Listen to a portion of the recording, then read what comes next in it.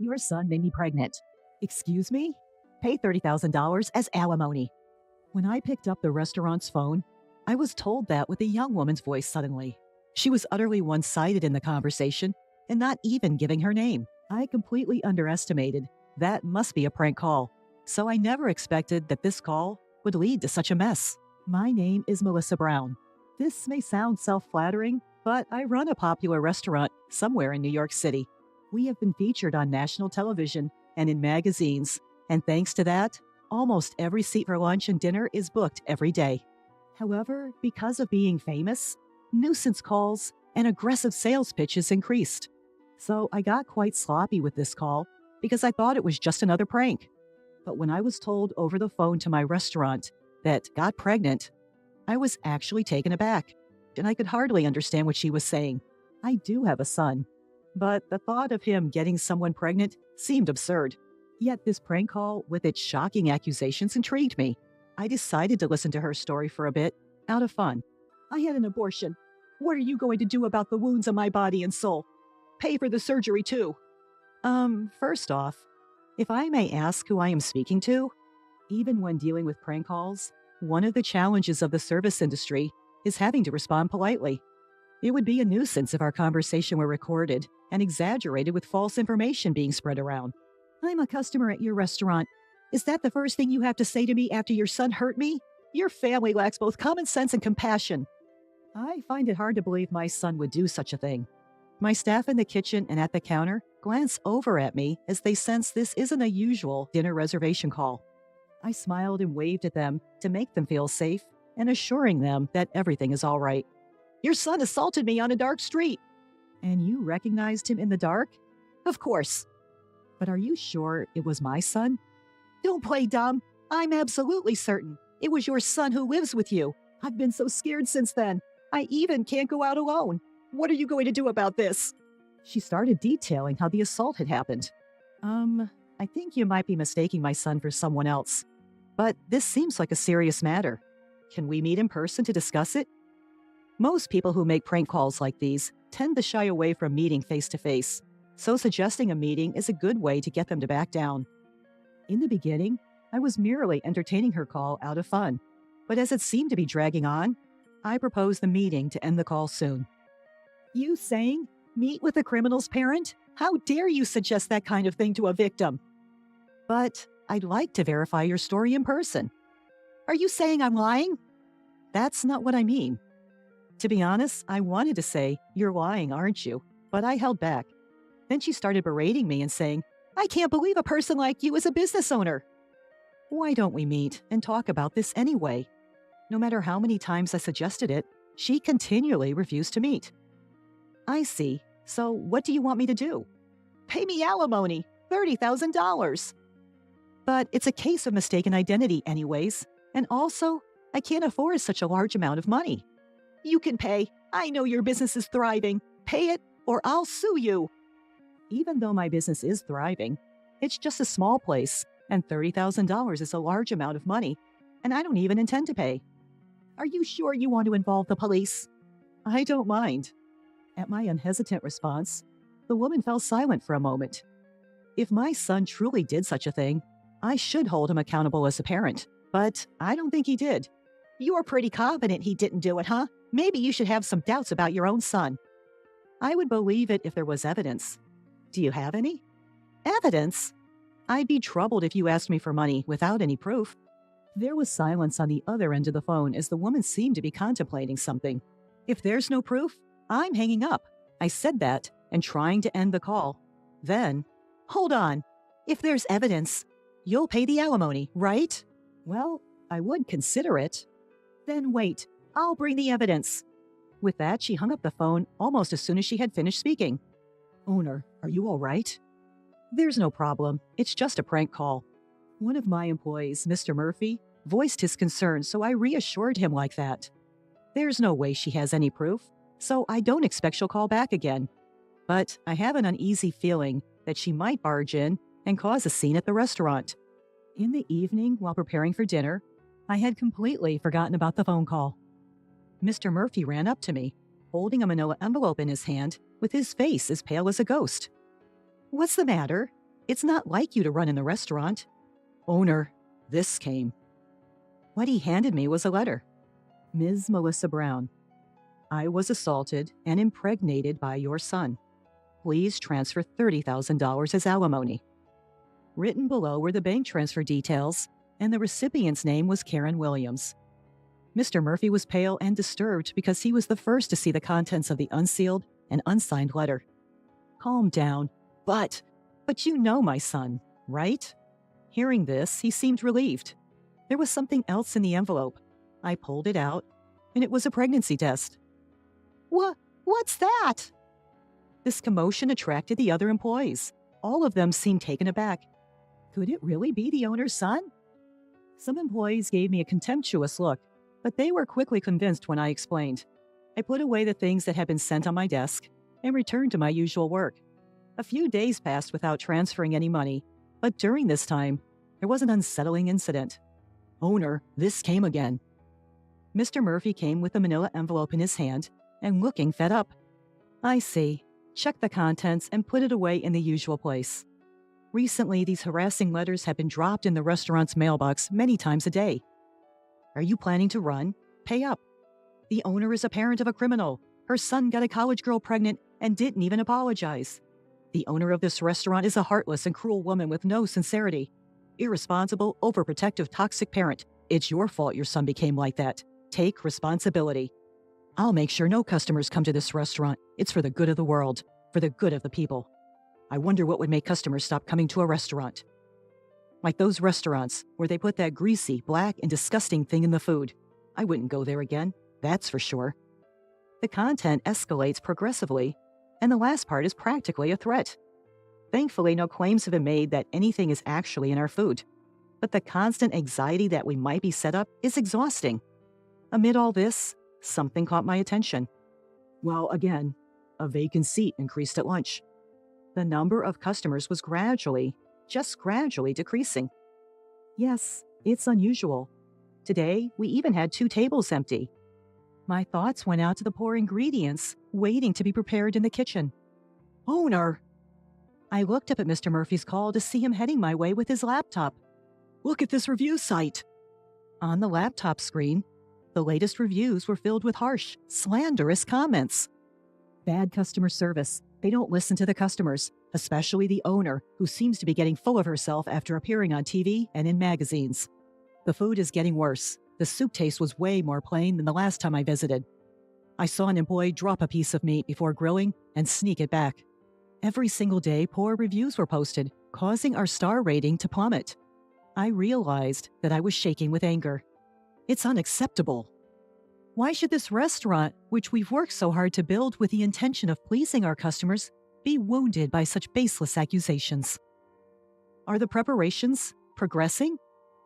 An unfamiliarly low and cold voice involuntarily slipped from my mouth. Yes, they're almost completed. Upon hearing Mr. Murphy's response, I couldn't help but smirk. It's been a week since we discovered the slanderous comments on the review site. Since then, the number of customers has continued to dwindle.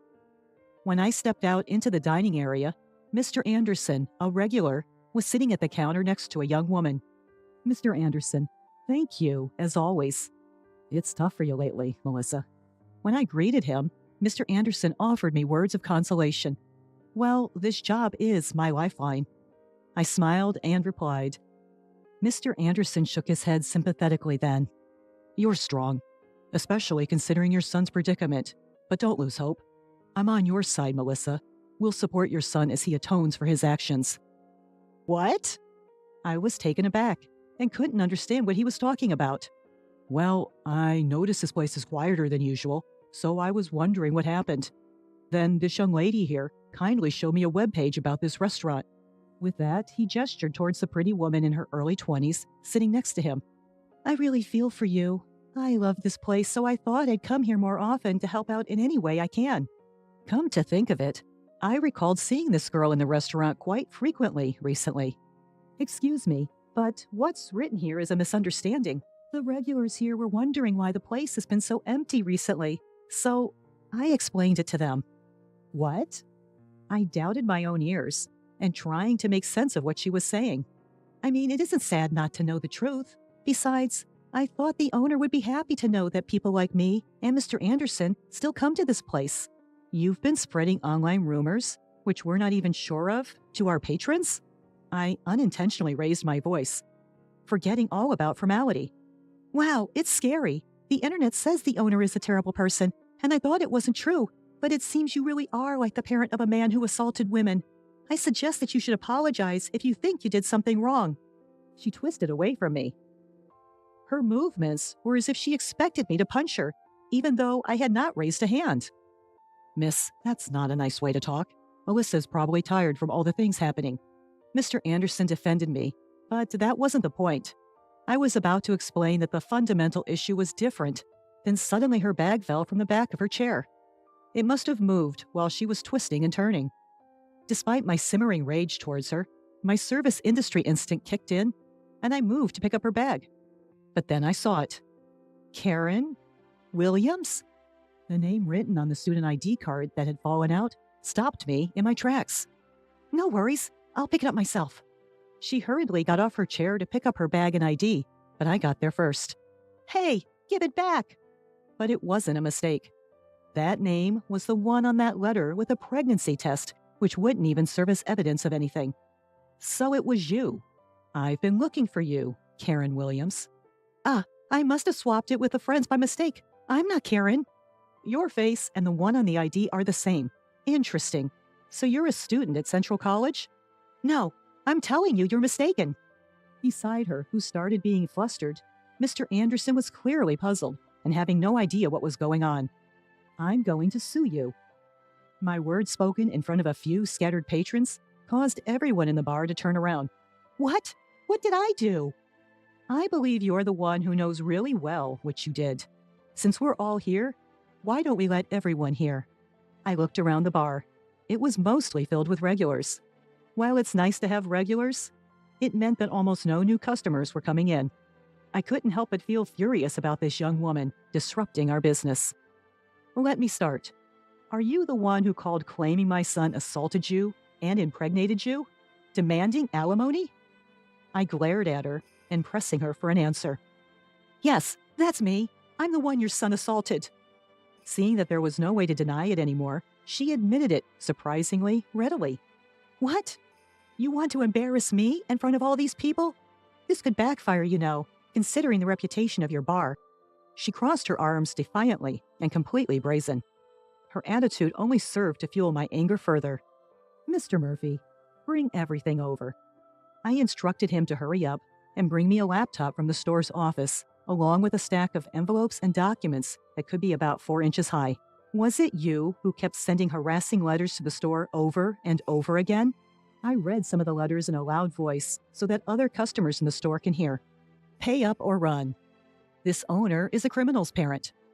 Her son impregnates a college girl and doesn't even apologize.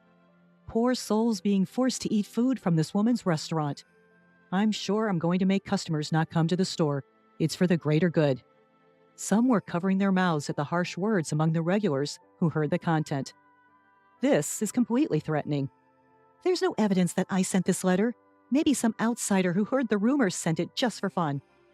As she was desperately making excuses, I silently opened my laptop and presented her with the screen of another review site. Some of you here may have seen this, the defamation on this review site. You did this too, right? I'm saying, where is the evidence? Are you all right in the head? Evidence, evidence. You seem to love evidence so much, even though the one you presented is such a mess. I showed the first received letter and the pregnancy test to Mr. Anderson, who was nearby. This is the pregnancy test she brought as evidence. What do you think? Isn't this red line just a marker? Even my old eyes can see that. The customers who were listening started to buzz. But this might not prove that I was assaulted, but it doesn't prove that I'm wrong either. No matter what happens, she is insisting and shouting angrily that she is the victim. I was assaulted by your son. He said it himself. It's disrespectful to doubt that. The customers are whispering in hushed tones and seems not sure whom to believe. Since I, the victim, am saying it, it must be absolutely true. She started to cry as if to attract sympathy. Well, I'll prove it then. My son? He's 3 years old yet. Upon hearing this decisive fact, she let out a small, "What?" as if deflated. My son may be a bit rambunctious and strong for a 3-year-old, but there's no way he could assault you. No, no way. I know you have a big son. You live together, right? I even have a picture. I heard you talking about dinner. Saying that, she pulled out her smartphone and showed a picture of what looked like a young man talking to me at the back door of the store. Oh, isn't that Taylor? See, you do have 2 sons.